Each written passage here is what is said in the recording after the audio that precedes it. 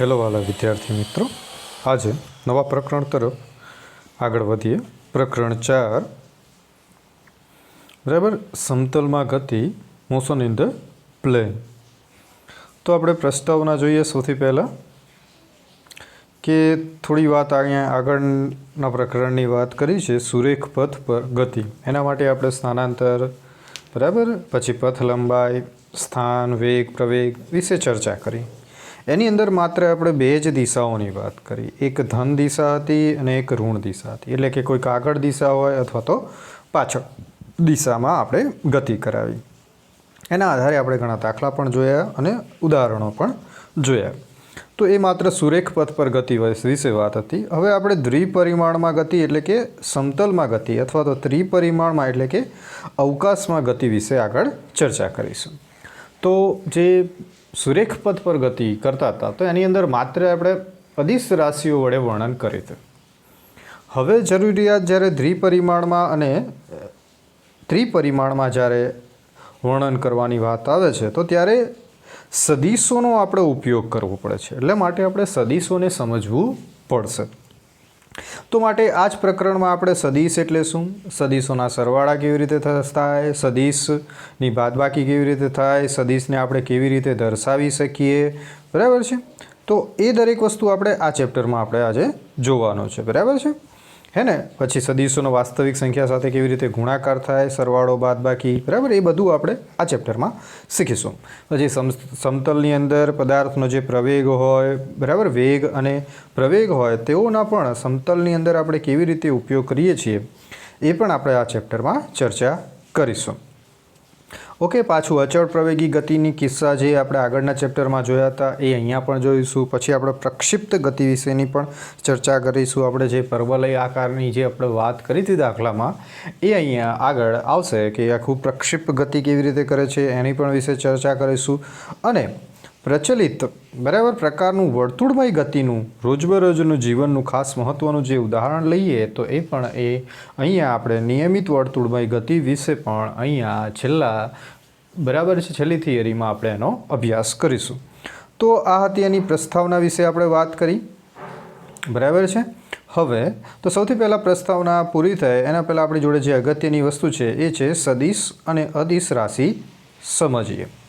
तो સૌથી પહેલાં બરાબર સદિશ અને અદિશ રાશિ। તો અહીંયા આપણે જોઈએ તો સદિશ અને અદિશ રાશિનું આપણે વર્ણન કરીએ છીએ તો એમાં એક અગત્યની વસ્તુ હોય છે કે સદિશ રાશિ સાથે દિશા સંકળાયેલી હોતી નથી, અને અદિશ રાશિ સાથે દિશા સંકળાયેલી હોતી નથી। અને જ્યારે સદિશ રાશિની વાત કરીએ તો એની સાથે દિશા સંકળાયેલી હોય છે। અદિશ રાશિ સાથે ફક્ત માન એટલે કે મૂલ્યની જ જરૂર હોય છે।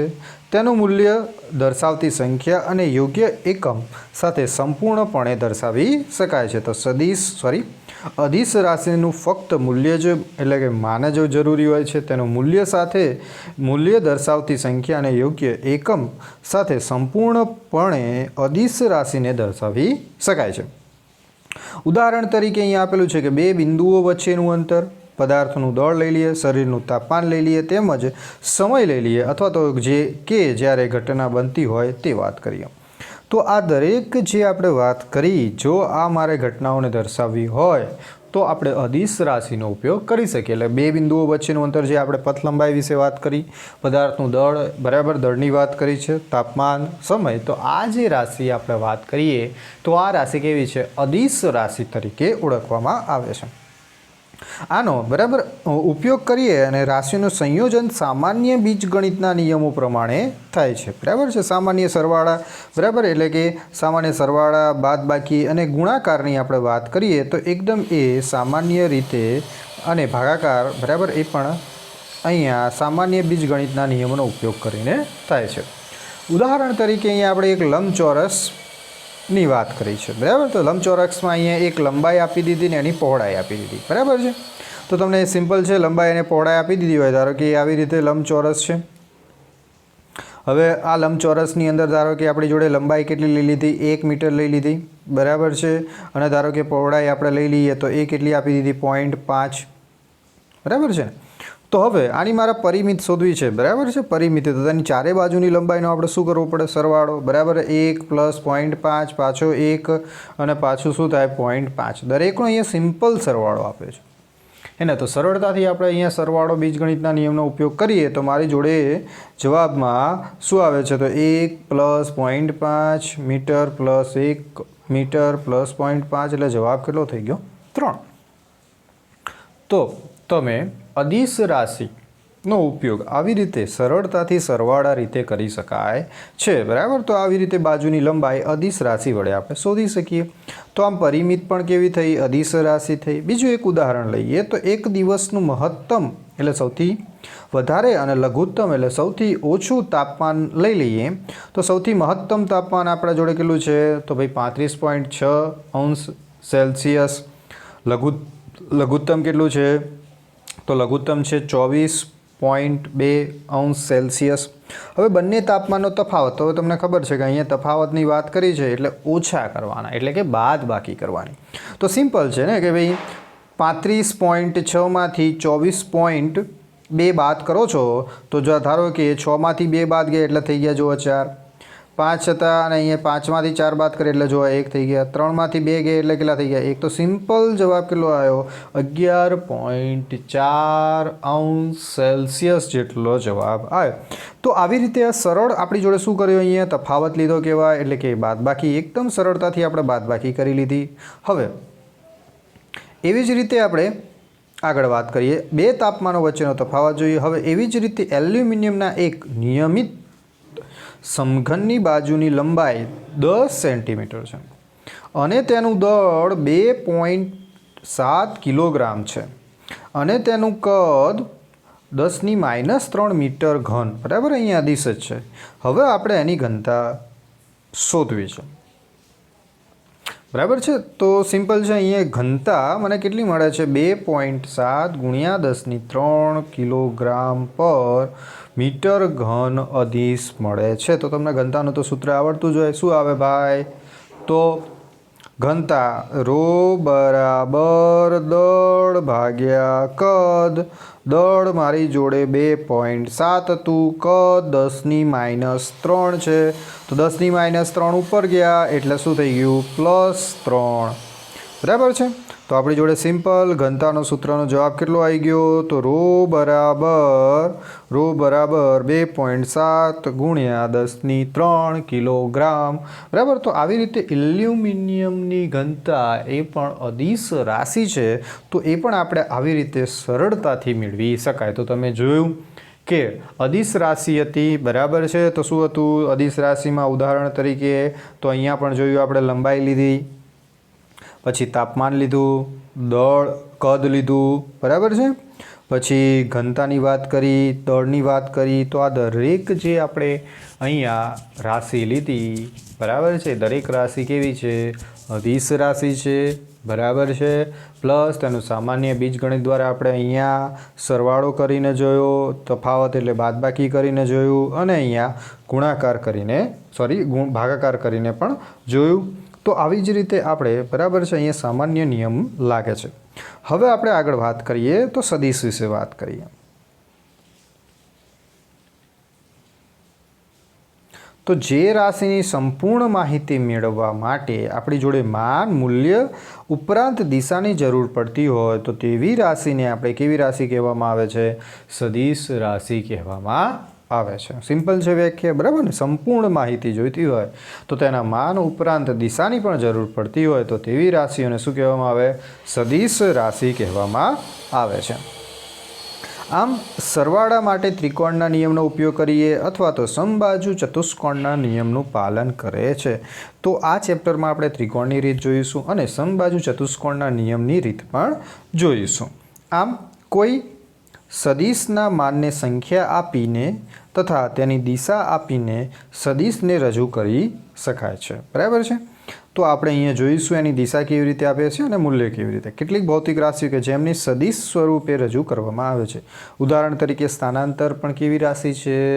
તો સદિશ. વેગ પણ કેવી રાશિ છે? સદિશ. પ્રવેગ પણ કેવી રાશિ? સદિશ.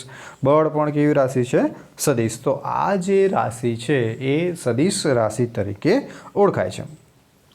હવે આપણે એને દર્શાવવું કેવી રીતે છે, બરાબર છે? સદિશ રાશિ છે તો સદિશ રાશિને આપણે દર્શાવીશું કેવી રીતે?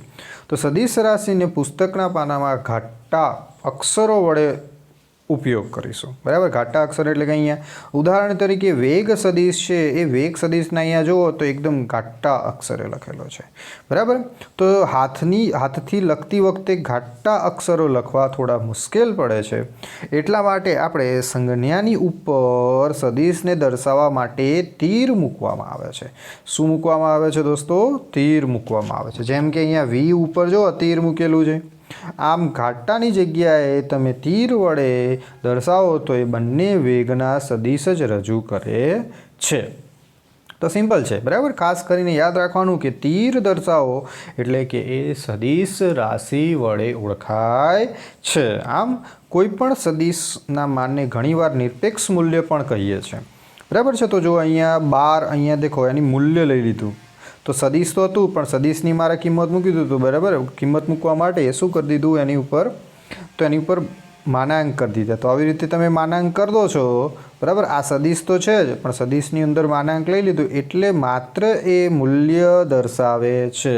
શું દર્શાવે છે? માત્ર અને માત્ર મૂલ્ય દર્શાવે છે. એટલે જ્યારે પણ માત્ર મૂલ્યની જરૂરિયાત હોય તો જે પણ સદિશ હોય એને તમે માનાંકમાં મૂકી દો. કોઈ પણ સદિશને, અહીંયા વેગની વાત કરી છે એવી રીતે કોઈ પણ સદિશને માનાંકમાં મૂકી દો તો એ તમારી જોડે મૂલ્ય દર્શાવે છે. ઓકે, તો આમ તો એક સદિશને આપણે ઘાટા અક્ષરોની જેમ એ, બરાબર, small a, p, q, r, x, y, z વડે રજૂઆત કરીએ તો તેમના માનના મૂલ્યો, બરાબર, તેમના માનને આછા અક્ષરો વડે એટલે કે સ્મોલ a, બરાબર, capital A, small p, q, r, બરાબર, x, y, z વડે પણ દર્શાવે છે. એટલે આછા અક્ષરો જે દર્શાવે છે એ એનું, બરાબર, જે તે રાશિ હોય એ રાશિનું માન આછા અક્ષર વડે પણ દર્શાવી શકાય છે. ઓકે, તો હવે આગળ વાત કરીએ અને અગત્યની વસ્તુ સમજીએ. હવે શું કહે છે? સ્થાન અને સ્થાનાંતર સદિશ વિશે ચર્ચા કરીએ, બરાબર છે? સ્થાન અને સ્થાનાંતર સદિશ વિશે ચર્ચા કરીએ. તો ધારો કે કોઈક સમતલમાં ગતિમાન પદાર્થનું સ્થાન દર્શાવવા માટે અનુકૂળતા ખાતર કોઈક બિંદુ ઓને ઉગમ બિંદુ એટલે કે સંદર્ભ બિંદુ તરીકે પસંદ કરીએ, બરાબર છે? તો અહીંયા તમે કોઈ પણ આવી રીતે સદિશ દોરી શકો, બરાબર? અહીંયા મેં નાની દોરી, તો આ સમતલમાં કાર્ટેશિયન માર્ક્સ પદ્ધતિ દોરી દો. કાર્ટેશિયન માર્ક્સ પદ્ધતિમાં ઉગમ બિંદુ એટલે તમને ખબર તો હોય જ કે ભાઈ આ એક્સ અક્ષ છે તો આ વાય અક્ષ છે. એક્સ વાય એ કોઈક એક બિંદુને છેદે એને આપણે ઉગમ બિંદુ કીધું, અથવા તો અહીંયા આપણે એને સંદર્ભ બિંદુ તરીકે લઈએ. તો અહીંયા આ ઓ છે એ ઓને આપણે સંદર્ભ બિંદુ તરીકે લઈશું. હવે ધારો કે કોઈક ટી અને ટી ડેશ સમયે આ વસ્તુનું સ્થાન પી અને પી ડેશ છે, બરાબર છે? એટલે કે અહીંયા સ્થાનાંતર લઈ લઈએ, બરાબર? અહીંયા લઈ લઈએ પી, ટી સમયે સ્થાન લઈ લઈએ પી, અને અહીંયા ટી ડેશ સમયે સ્થાન લઈ લઈએ પી ડેશ લઈ લઈએ, બરાબર? અહીંયા આકૃતિમાં તમે જોઈ શકો છો, જો બિંદુ પીને ઓ સાથે જોડતો દોરીએ એટલે કે આ પીને ઓ સાથે જોડી દઈએ તો પીને ઓ સાથે મેં જોડી દીધું જુઓ, અને એને તીર વડે દર્શાવું છું તો આ મને કોઈ પણ ટી સમયે ઓપીનો સ્થાન સદિશ દોર્યો હોય તેમ કહેવાય, બરાબર છે? તો અહીંયા એવી જ રીતે જો લખેલું પણ છે, તો મળતી રેખા ઓપી એ પદાર્થને ટી સમયે પદાર્થનો સ્થાન સદિશ દર્શાવે છે, બરાબર છે કે નહીં? તો આવી રીતે સિમ્પલ તમે કહી શકો કે કોઈ પણ કાર્ટેશિયન માર્ક્સ પદ્ધતિમાં સંદર્ભ બિંદુએથી કોઈ પણ કણ સાથે જોડતી જે રેખા છે એ રેખાને પણ આપણે સ્થાન સદિશ વડે દર્શાવી શકાય છે. તો આવી રીતે તમે વ્યાખ્યા પણ લખી શકો છો, બરાબર ને? એક તો વ્યાખ્યા સિમ્પલ, બીજી રીતે પણ આવે, તમે કાર્ટેશિયન માર્ક્સ પદ્ધતિ દોરી દીધી. કાર્ટેશિયન માર્ક્સ પદ્ધતિમાં એક્સ અક્ષ, વાય અક્ષ, કોઈ પણ બિંદુ લઈ લીધો, પી કે ક્યુ, કોઈ પણ સંદર્ભ બિંદુ આપણે નામ આપી દીધું ઓ. તો ઓ સંદર્ભ બિંદુથી પીના સ્થાન સુધી અથવા તો પી કણના સ્થાન સુધી જોડતી જે રેખા છે એ રેખાને આપણે શું કહેવામાં આવે છે? તે કણનો સ્થાન સદિશ કહેવામાં આવે છે. તો આ O થી P સુધી જે રેખા મને મળે છે એને આપણે સ્થાન સદિશ વડે ઓળખીએ છીએ. હવે ધારો કે સમય સાથે આપી દઈએ તો અહીંયા T થઈ ગયું, તો T સમયે P કણનો સ્થાન સદિશ OP વડે દર્શાવી શકાય છે.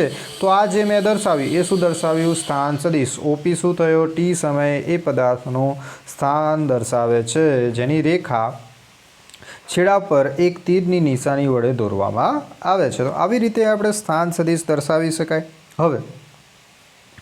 હવે અહીંયા આપણી જોડે આકૃતિ પણ આપી છે, બરાબર છે. તો અહીંયા તમે જોઈ શકો છો, મેં આકૃતિ દોરવાનો પ્રયત્ન કરતો હતો, બરાબર. એ જ અહીંયા આકૃતિ છે. તો થઈ ગઈ આ મારી જોડે એક્સ એક્સિસ, આ થઈ ગઈ આપણી જોડે વાય એક્સિસ, આ થઈ ગયું સંદર્ભ બિંદુ, આ ટી સમયે પી કણ અને ટી ડેશ સમયે પી ડેશ કણ.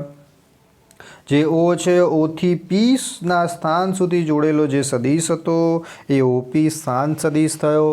એટલે કે T સમયે P કણનો સ્થાન સદિશ એને આવી રીતે તીર વડે દર્શાવવામાં આવે છે જેને સ્થાન સદિશ વડે ઓળખવામાં આવે છે. એવી જ રીતે O થી P ડેશ સુધીની વાત કરીએ તો O થી P ડેશ સુધીની આપણે વાત કરીએ તો આ પણ O થી P ડેશ સુધીનો T ડેશ સમયનો સ્થાન સદિશ તરીકે ઓળખવામાં આવે છે. હવે O થી P સુધીનો મારી જોડે અહીંયા સ્થાન સદિશની વાત કરીએ તો OP બરાબર સ્થાન સદિશ બરાબર આપણી જોડે R સ્થાન સદિશ આપ્યું છે. શું નામ આપ્યું છે? R સ્થાન સદિશ. એવી રીતે OP ડેશની વાત કરીએ તો અહીંયા સ્થાન સદિશ શું આપ્યું છે? R ડેશ આપ્યું છે. ઓકે, તો આ ધ્યાન રાખો, બરાબર છે. OP સદિશ બરાબર R સદિશ તરીકે ઓળખ્યું છે અને OP ડેશ બરાબર R ડેશ સદિશ વડે અહીંયા ઓળખ્યું છે. ઓકે, તો આવી રીતે આપણે સ્થાન સદિશ દર્શાવેલા છે. હવે આગળ જોઈએ તો અહીંયા શું કહેવા માગે છે? ઓકે, જે મેં કીધું એ દર્શાવેલું છે કે એક ચિહ્નને આરથી દર્શાવેલું છે એટલે કે OP બરાબર R, પછી P ડેશને બીજો સ્થાન સદિશ OP ડેશ બરાબર R ડેશ વડે દર્શાવેલું છે. જો અહીંયા ઘાટા અક્ષરે દર્શાવેલું, ઘાટા અક્ષરે ના દર્શાવેલું તો સિમ્પલ આને શું કરી દેવાનું? તીર દોર દો. તો આ બંને તીર થઈ ગયા. આ OP ડેશ સદિશ ઇઝ ઇક્વલ ટુ R સદિશ, પછી OP ડેશ તીર દોરી દો એટલે સદિશ is equal to R dash સદિશ. ઓકે, તો આ બધા સદિશ દર્શાવે. આમ સદિશની લંબાઈ સદિશનું માન દર્શાવે છે. સદિશની લંબાઈ હોય સદિશનું માન દર્શાવે છે અને તેની દિશા એ બિંદુ O થી જોતા P જ્યાં આવેલું છે તે તરફની હોય છે. એટલે કે જ્યાં કણનું સ્થાન હોય તે દિશામાં તીર દોરવાનો હોય છે. જો P થી P ડેશ સુધી જાય તો T સમયે બિંદુ P પરથી T ડેશ સમયે બિંદુ P ડેશ સુધીનું ગતિને અનુલક્ષીનો જે સદિશ છે P થી P ડેશ એટલે કે પૂંછ P પર અને શીર્ષ P ડેશ પર, જેને સ્થાન સદિશ કહેવામાં આવે છે. બરાબર છે. તો અહીંયા આપણે જેવી રીતે વાત કરીએ એવી રીતે, બરાબર છે. શું કીધું કે કણ ગતિ કરીને અહીંથી આવી રીતે ગતિ કરે છે. તો T સમયે કણ હતો P બિંદુ પાસે અને T ડેશ સમયે કણ હતો P ડેશ બિંદુ પાસે. તો કણે ગતિ P થી ક્યાં સુધી કરી? તો P ડેશ સુધી. તો P ઉપર આપણે તીરનું પૂંછ મૂકી અને P ડેશ સુધી આપણે જો એનું શીર્ષ મૂકીએ અને જો તીર દોરતા એટલે કે એ દિશામાં સદિશ દોરીએ તો આ સદિશ જે છે એ બંને સદિશોનો સ્થાન સદિશ દર્શાવે છે. એટલે કે બંને પ્રારંભિક સ્થાન અને અંતિમ સ્થાન વચ્ચેનો જે તફાવત છે એ દર્શાવે છે. એટલે આપણે એમ કહી શકીએ કે R ડેશ માઇનસ R સદિશ is equal to R double dash. તો R જે ડબલ ડેશની આપણે મેં અહીંયા વાત કરી એ શું દર્શાવે છે? તો સ્થાનાંતર સદિશ દર્શાવે છે. શું દર્શાવે છે? સ્થાનાંતર સદિશ દર્શાવે છે. એટલે કે P ડેશ એ શું દર્શાવે છે? અહીંયા P ડેશ સ્થાનાંતર સદિશ દર્શાવે છે. તો સિમ્પલ થયું ને, આ R ડેશ માઇનસ R સદિશ is equal to R double dash સદિશ. R ડબલ ડેશ સદિશ જે છે એ સ્થાનાંતર સદિશ દર્શાવે છે. એટલે કે પહેલો સ્થાન સદિશ અને બીજા સ્થાન સદિશના તફાવતને જે આપણાને અંતર મળ્યું આ ડબલ ડેશ એને આપણે સ્થાનાંતર સદિશ તરીકે ઓળખવામાં આવે છે. બરાબર છે. તો આવી જ રીતે અહીંયા બીજી આકૃતિ જુઓ તો બીજી આકૃતિમાં થોડું અલગ આપેલું છે. ઓકે, હવે આકૃતિ બીમાં અહીંયા લખ્યું છે કે સ્થાનાંતર સદિશ PQ તથા ગતિના જુદા માર્ગ પણ હોઈ શકે છે. બરાબર છે. એટલે કે આપણી જોડે અલગ ગતિના માર્ગ પણ હોઈ શકે. અહીંયા ધારો કે લઈએ તો કોણ Pથી અહીંયા B છે, C છે, Q છે, D છે, તો આવી રીતે આવે છે. એટલે કે કર્ણે અહીંયા ગતિ કરી બીથી અહીંયા ક્યાં ગયો, સોરી Pથી ક્યાં ગયો છે A ઉપર, Aથી ક્યાં ગયો B, Bથી ક્યાં ગયો C, પછી અહીંયા E, F, બરાબર, Q, D.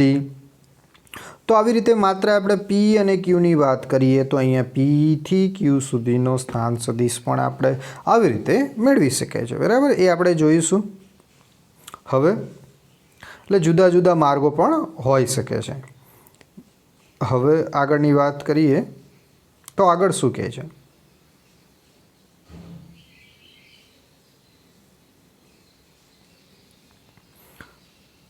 તો સ્થાનાંતર સદિશ એક સુરેખા વડે દર્શાવાય છે જે પદાર્થની પ્રારંભિક અને અંતિમ સ્થાનને જોડે છે. તો એ મેં વાત કરી તેવી જ રીતે વાસ્તવિક પથ પર આધાર રાખતું નથી જેના ઉપર પદાર્થની ખરેખર ગતિ કરતો હોય. આકૃતિ બીમાં આપણે જે જોયું દર્શાવ્યું એમ પ્રારંભિક સ્થિતિ P અને અંતિમ સ્થિતિ Q વચ્ચેના સ્થાનાંતર સદિશો PQ એ જુદા જુદા માર્ગો, બરાબર, જુદા જુદા માર્ગો એટલે Pથી A, B, C, Q, P, Q, D, K, P, B, E, F, Q માટે સમાન જ રહેશે. એટલે કે કોઈ પણ બે બિંદુઓ વચ્ચેનું સ્થાનાંતર સદિશનું માન ગતિમાન પદાર્થની પથ લંબાઈ જેટલું અથવા તો તેનાથી ઓછું જ હોય છે. બરાબર છે. આના વિશે આપણે આગળ પણ વાત કરી હતી. એટલે કે આ આકૃતિની અંદર આપણે વાત શું કહે છે કે ભાઈ સ્થાનાંતર અહીંયા Pથી મારે Q જોડે જવું હોય તો અલગ સ્થાન રીતે હું કરી શકું. પહેલે આપણે વાત કરીએ તો પહેલો એનો માર્ગ લઈએ તો P, D, Q તરફ જતો રહે. બીજો આપણે માર્ગ લઈએ તો બરાબર, બીજો માર્ગ લઈએ તો Aથી B જાય છે, સોરી Pથી B જાય છે, Bથી E જાય છે, પછી F જાય છે, પછી Q આવે છે. તો આવી રીતે બે માર્ગ થયા. સિમ્પલ અહીંયા સ્થાન સદિશ લઈએ તો કયો થઈ જાય છે, બરાબર, P અને Q. તો આવી રીતે જુદા જુદા માર્ગ હોઈ શકે. બરાબર, એટલે એની પથ લંબાઈ વધારે હોઈ શકે પણ તો સ્થાન સદિશ છે એના કરતાં તો ઓછું જ જોવા મળે છે. અને અહીંયા આપણે સરળતાથી આપણે આવી રીતે ગોતી શકીએ. હવે આગળની વાત કરીએ. હવે વાત કરી છે સમાનતાની, સદિશોની સમાનતા.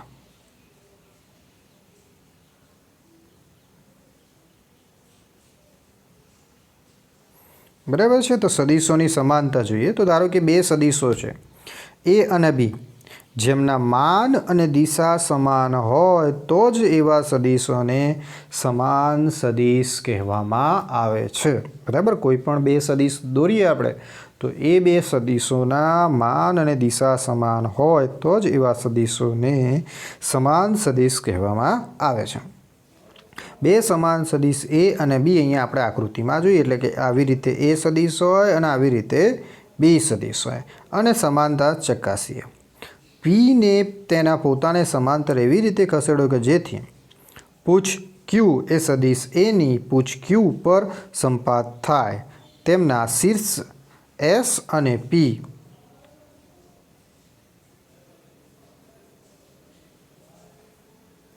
પર સંપાત થતા હોય તો બંને સદિશો સમાન સદિશો કહેવામાં આવે છે. સામાન્ય રીતે સમાનતા P ઇઝ ઇક્વલ એટલે P સદિશ A સદિશ ઇઝ ઇક્વલ ટુ B સદિશ એમ એ બાબતને ધ્યાનમાં રાખી આકૃતિ બીમાં A ડેશ સદિશ અને B ડેશ સદિશના માન સમાન હોવા છતાં સમાન સદિશો નથી.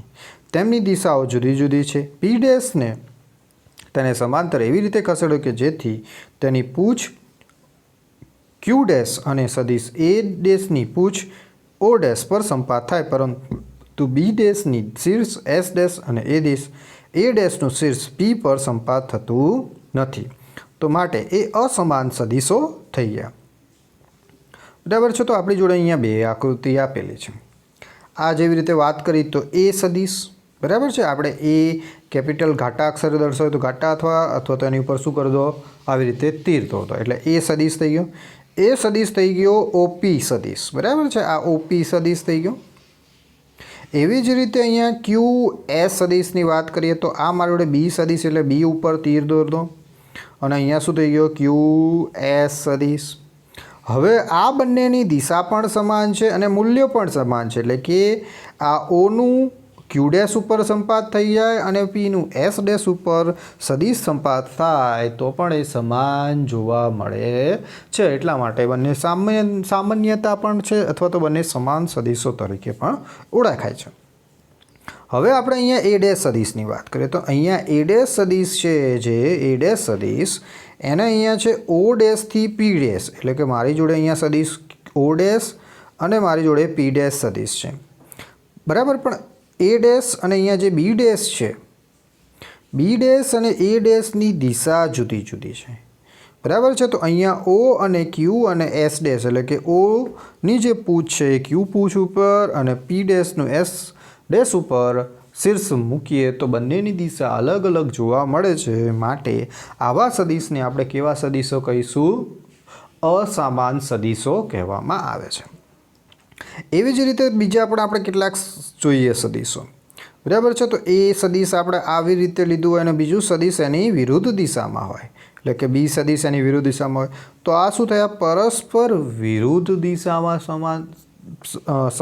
વિરુદ્ધ દિશાના સદિશો, બરાબર કે નહીં. તો એવું પણ જોવા મળશે વિરુદ્ધ દિશાના. પછી કેટલાક સદિશો તમે જોઈશો કે એકબીજા ઉપર લંબ પણ હોય, તો આ એ સદિશ થઈ ગયો, આ બી સદિશ, તો એ બંને વચ્ચે એકબીજા સાથે લંબ પણ હોય, બરાબર. આને પ્રતિ સમાંતર પણ કહેવાય, એકબીજાને, બરાબર, પરસ્પર વિરુદ્ધ દિશામાં છે તો પ્રતિ સમાંતર પણ કહેવાય. આને આપણે સમાંતર સદિશો પણ કહેવાય, જે એકબીજાને સમાન દિશામાં હોય.